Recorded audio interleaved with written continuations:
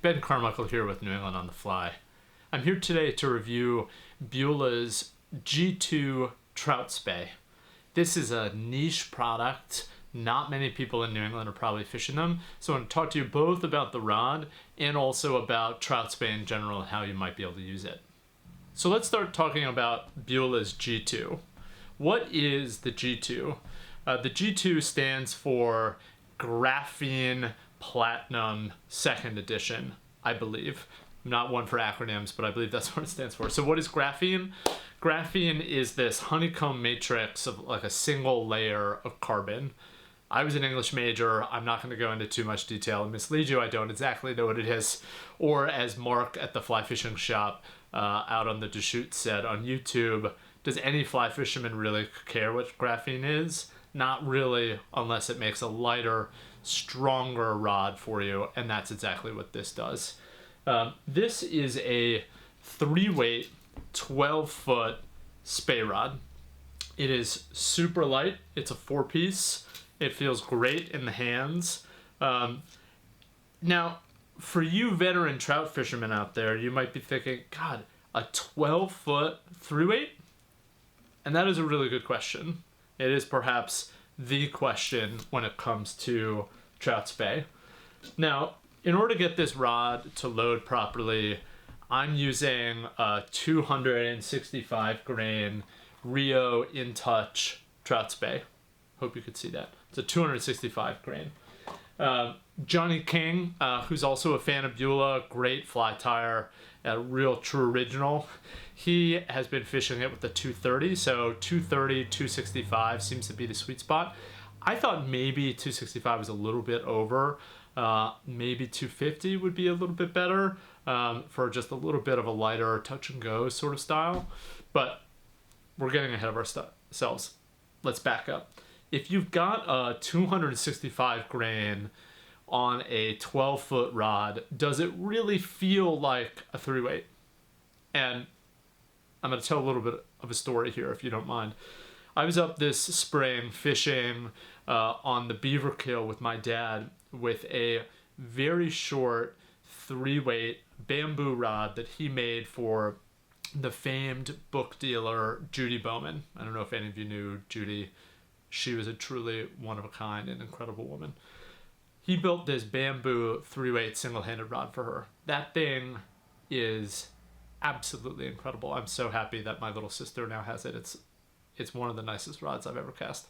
And I'm not saying that just because it's my dad who made the rod. This is also labeled a 3-weight. It casts very differently, and there's very different applications for it. So what do you do with a trout spey rod, especially in the Northeast? There's a couple of applications where I think actually it could be really helpful. One of them, another personal story, my friend's husband is an older guy. He had just retired, avid fly fisherman, was looking forward to just like fishing his guts out the first summer that he retired. Went up to Alaska and had unbelievable elbow pain on this long trip. So much so that he thought, I'm not sure I'm going to be able to do any more trout fishing this summer. I got her to pick up what was not a trout spey at that point. It was a switch rod. And that enabled him to recover, but to continue trout fishing. So there's one application. It's sort of like an e-bike or something like that. It might allow you to continue to fish if you've got shoulder problems or elbow problems or something. The other is there is some bigger water here in New England. You've got the Androscoggin, you've got the Pemigewasset, you've got even parts of the Deerfields. Especially early season when the water is maybe a little bit higher, the rivers are a little bit bigger. You've got some distances you need to cover, and you don't always have the backcasting room that you need to lay out the distances that you need.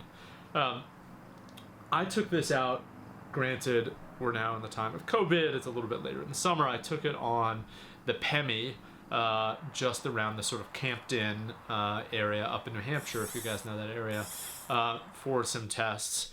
And it just casts beautifully. I've been spey casting for, I don't know, 10 years now or something like that. This English guy who spent his life fishing the spey first put a spey rod in my hand when I was in my early teens So roll back the tape. That means closer to 20 years. Time is just blending together. But so I've been spey casting for a long time. I usually only do it for Atlantic salmon. I don't do a lot of steelhead fishing. And I really just love the motion. I don't know if any of you have done any telemark skiing or snowboarding. There's just like this rhythm that you flow into. It just feels great. And spey is like that. It is just so effortless. So trout spey, why the Beulah? If you guys watch my videos or read the site, you may know I'm a big fan of Beulah. It's a small American-owned company. I really like the guys behind it. That's part of it. They're great guys. James is a guy who has a connection to Maine. He's actually in Maine right now doing a bunch of striper fishing. If you're following them on Insta, you'll see that. The other part of it is they're just beautifully made rods. This is the classic sort of like a dark blue, slate gray style that they have. The maple wood insert that they have here and the reel seats. This is aluminum that's nickel plated. It's got a nice sort of classic shine to it. They've also got some wood inlays in the handles here. I just think it's a beautiful looking rod. The staple for them for a long time was the Platinum series. That was getting like 10 plus years old. So now they have upped it with the next generation was the Onyx, which had a little bit of the wooden reel seat insert as well. And now they've gone for the Platinum G2. That's the graphene version too. They've got titanium guides. It's just a really well-made product. This comes in at a price point around $670, I'm gonna say. There are spey rods, and I'm not defending this, there are spey rods out there now for over $1,000. So you are getting, I think, the same product, if not better, for, let's not say half the price, just slightly over half the price. I mean, it is a great deal. Your rod breaks. I totally blew up a rod when I was albie fishing. They make some double-handed surf rods for the salt.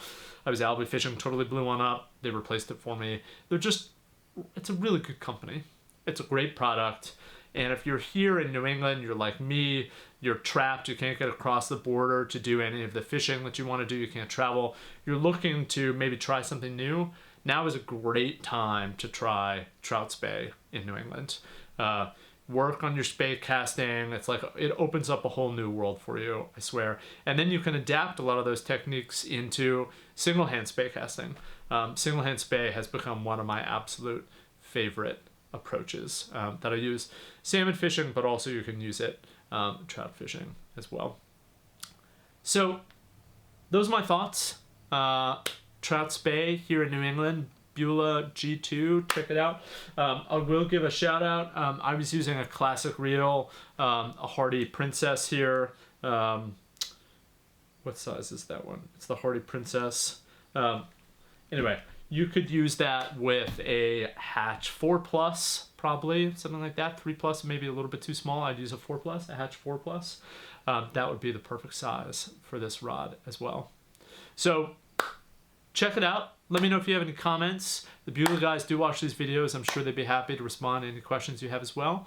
Hope you guys are staying safe. Hope you're staying sane. Hope you're getting outside. It is a real medicine for all of us right now. Thanks for watching, and we'll come back with some more videos later this fall. All right, check you guys there. Thanks so much.